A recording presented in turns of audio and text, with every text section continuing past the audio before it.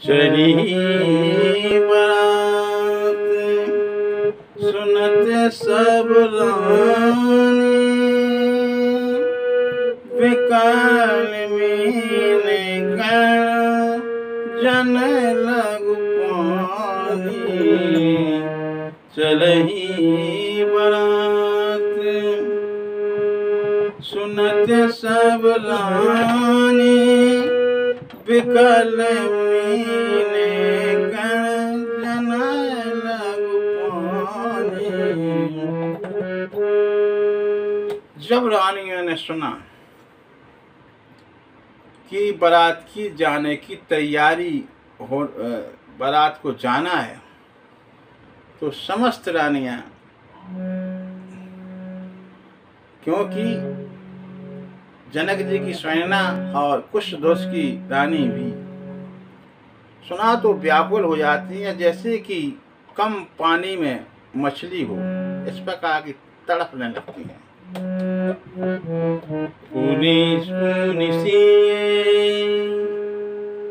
और सीता जी को गोद में बैठाती है। पुनि पुनि सी गोद कर ले ही देह आशीष सिकावन देहि। पुनि पुनि सी पुनः पुनः सीता जी को गोद में बैठाती हैं और आशीर्वाद देती हैं और सीख देती हैं। क्या सीख देती हैं? सास ससुर गुरु सेवा करही, पति रुख लखी आयुष अनुसरही। पुनि पुनि सी गोद कर ले ही देह आशीष सिकावन दे। बार बार गोदी में बैठा देती हैं और कहती हैं, हे पुत्री, ससुराल में जाकर माता पिता गुरु की सेवा करना और पति के रुख के अनुसार उनके आदेशों का पालन करना, यह तुम्हारा धर्म है। और लिपट की विदा करती है माता। माताओं का तो जब विदा होती है, बिटिया जब विदा होती है, उस समय का सीन तो दृश्य अलग ही होता है। कैसा है? आज महाराजा जनक के यहाँ क्या हाल है? विदा कर रही हैं माँ सीता जी के लिए जनक दुलारी की है, तो क्या करें? जा बिटिया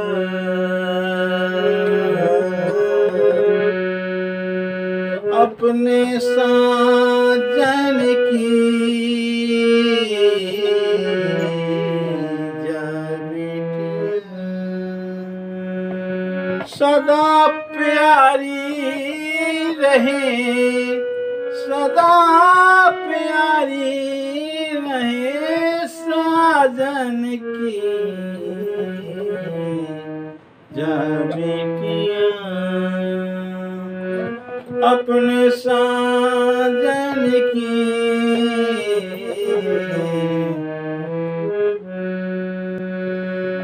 बहे रे बहे ठही महतारी, कहीं बिरंस रची कितनारी। सो लाजे रखियो दो कुल की, जा बेटिया अपने साजन की।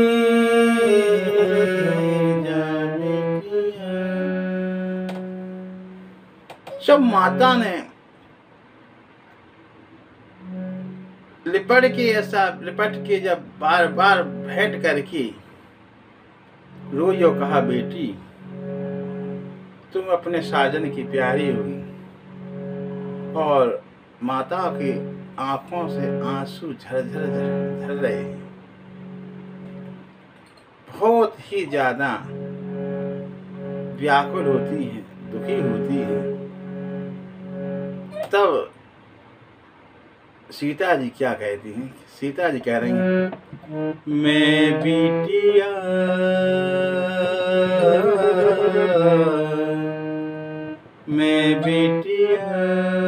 तेरे आंगन की, मैं बिटिया जाऊंगी बैठ की टोली, जाऊंगी बैठ की टोली साजन की, मैं बिटिया तेरे आंगन की।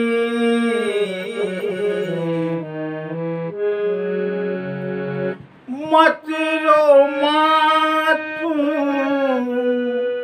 क्यों रोती है, बेटियां पराया धन होती है।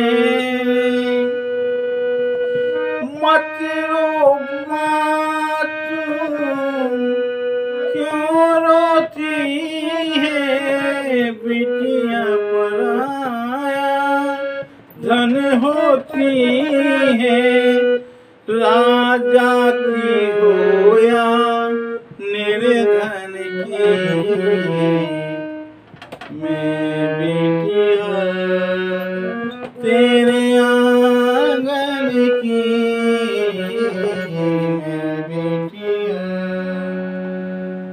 माँ की तो बात अलग है, तब माँ को समझा रही कि माँ क्यों रो रही हो। बिटिया तो हमेशा पराया ही धन होती है माँ, इसलिए किसी की हो, चाहे धनवान की हो या कितनी गरीब की हो, बेटी तो बेटी होती है, पराया धन होती है। इस प्रकार की जब जनक दुलारी ने समझाया तो जनक भी एकांत में अपने भाई कुशध्वज के साथ रो रहे हैं, क्योंकि पिता के आंसू नहीं निकलते हैं, रोके रहते हैं। पिता का हृदय बड़ा गंभीर होता है, लेकिन सबसे ज़्यादा दुख होता है तो पिता को होता है, क्योंकि जब बचपन की याद आती है, कितना ही पिता कितना ही क्रोध में आए, गुस्सा में हो, लेकिन जब तक बेटी पिता को मना नहीं लेती है, बेटी मानती नहीं है। पिता यदि कहीं बाहर गए हों तो माँ से पूछती रहती है, मम्मी पापा कब आएंगी, बहुत लेट हो गए हैं।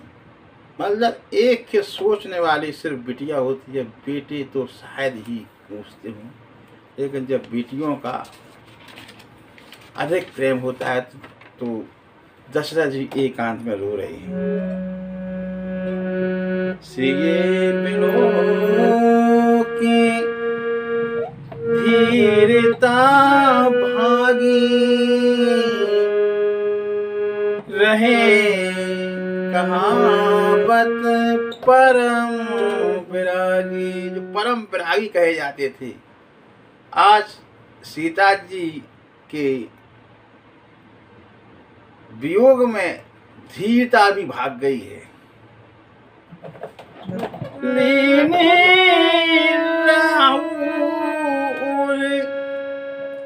लाई जानकी, मिठी महामर्याद ज्ञान की। और सीता जी को हृदय से लपेट कर रो रहे हैं।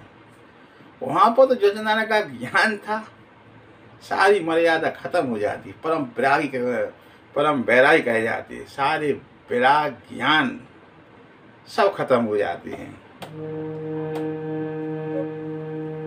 क्यों कि ज्ञान वैराग भक्ति के साधन, और सीता जानकी जी भक्ति स्वरूपा सिद्ध होने पर साधन छूटते हैं। इस कारण कि राजा दशरथ रूपी राम भक्ति को प्राप्त होकर ज्ञान वैराग पृथक हो जाते हैं। तब जानकी जी पिताजी को समझाती हैं, बाबुल माँ को कुछ समझाओ, रो रो करे यूं हमें न रुलाओ। बाबुल माँ को कुछ समझाओ, रो रो करे यूं हमें न रुलाओ।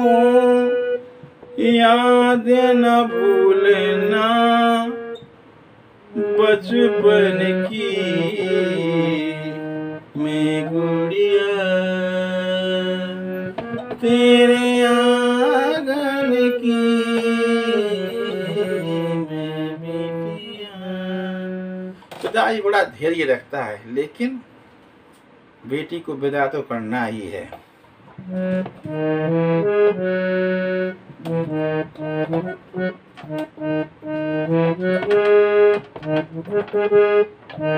बरे पार सुता और लाई, सजी सुंदर पालकी मंगाई। बरे पार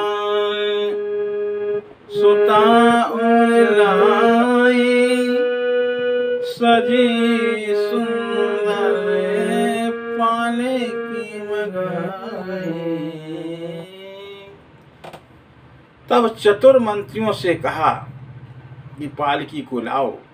तो पालकी आई और पालकी में जनक दुलारी को विराजमान कराया। तब जनक दुलारी क्या कह रही हैं, आंसुओं में सभी के तो आंसू आ रहे हैं, झरझर हो रहे हैं। पूरे जनकपुर की नर नारी सभी रो रहे हैं। और जनक दुलारी क्या कहती, चले हो कहाँ मेरी डोली उठा करे दो विदा मुझे सगुन गीत गाकर। चले हो कहाँ मेरी डोली उठा करे दो विदा मुझे सगुन गीत गाकर। तुमको कसम मेरे आंसुओं की मैं बिटिया, तेरे आंगन की मैं बिटिया। इस प्रकार विदा हो के महाराजा दशरथ ने सभी ब्राह्मण वगैरह को दान दक्षिणा दी और बारात अयोध्या आई। वहाँ पर भगवान श्री रामचंद्र जी की माताओं ने जितने भी नैनचार थे, बधाई गीत गान इत्यादि हुए और नाना प्रकार की विधि होगी। भगवान के कंकन छोड़े। अब विश्वामित्र प्रतिदिन सोचते हैं आज जाए कल जाए, लेकिन भगवान के प्रेम के हिसाब से नहीं जा पा रहे हैं। लेकिन विश्वामित्र ने एक दिन महाराजा दशरथ से कहा कि अब हमको चलना ही है, जाना ही है। तब महाराजा दशरथ ने कहा कि अब महामुनि को क्या दें। तो दशरथ जी कहते नाथ सकल संपदा तुम्हारी में से बकाए समेत सतनारी। कहा हे महामुनि, आपके आशीर्वाद कृपा से हमारा मनोरथ पूर्ण हुआ। अब हम आपके लिए क्या दें? यह सारी संपत्ति आपकी है, सारा जायदाद, नारी पुत्र समेत हम आपके सेवक हैं प्रभु जी। जितनी संपत्ति सब आपकी है, हम आपको क्या दें? इस प्रकार महामुनि को आशीर्वाद देकर चलते हैं। बोलिए श्याम रामचंद्र की जय, बोले शंकर भगवान की जय, श्री बालाजी सरकार की जय। आज मेरी यह कथा आपको पसंद आए तो कृपया करके लाइक कीजिए और हमारे चैनल को सब्सक्राइब कीजिए। बोलिए बालाजी महाराज की जय।